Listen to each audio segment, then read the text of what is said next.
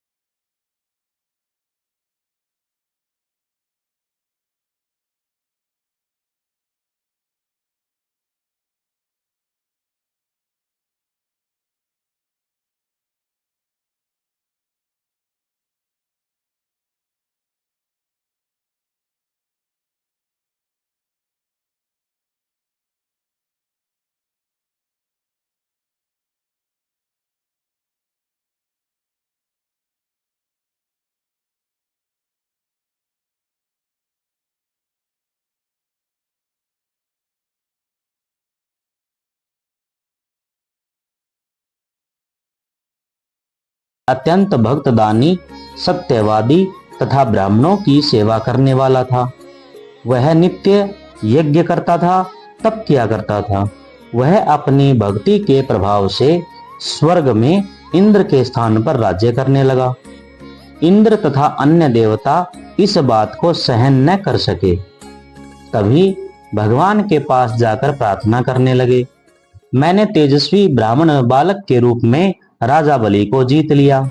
इस प्रकार राजा युधिष्ठिर कहते हैं, हे जनार्दन, आपने बालक का रूप धारण करके उस बलि को किस प्रकार जीता, मुझे बताइए।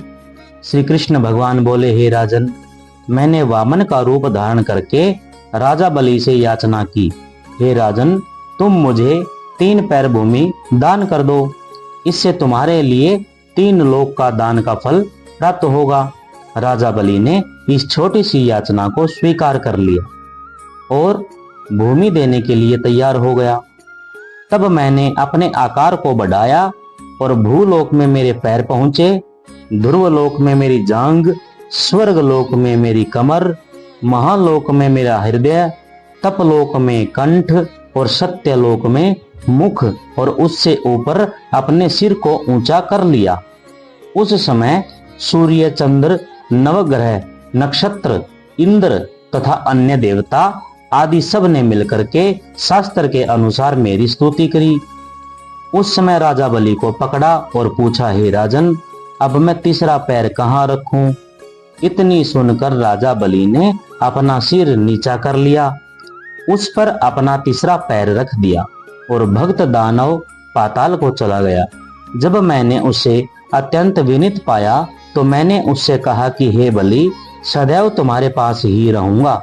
भादों के शुक्ल पक्ष की परिवर्तनी नामक एकादशी के दिन मेरी एक प्रतिमा राजा बलि के पास पाताल लोक में रहती है और एक क्षीर सागर में शेषनाग पर शयन करते हुए। इस एकादशी को विष्णु भगवान सोते हुए करवट बदलते हैं। इस दिन त्रिलोकीनाथ जी विष्णु भगवान की पूजा की जाती है।